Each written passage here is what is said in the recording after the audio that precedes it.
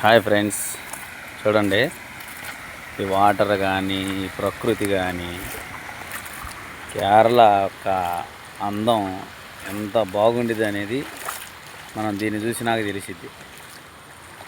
నీళ్ళు వర్షపు నీళ్ళు ఇవన్నీ ఎప్పుడు పారుతానే ఉంటాయి. నీళ్ళకి ఇబ్బంది ఉండదు వీళ్ళకి. ఇక మీకు రబ్బర్ చెట్లు అంటే చూపిస్తా.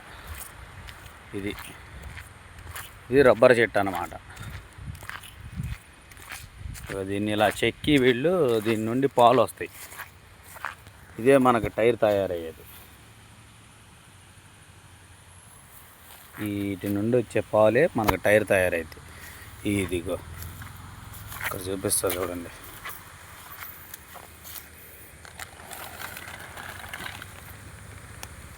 ఇదిగో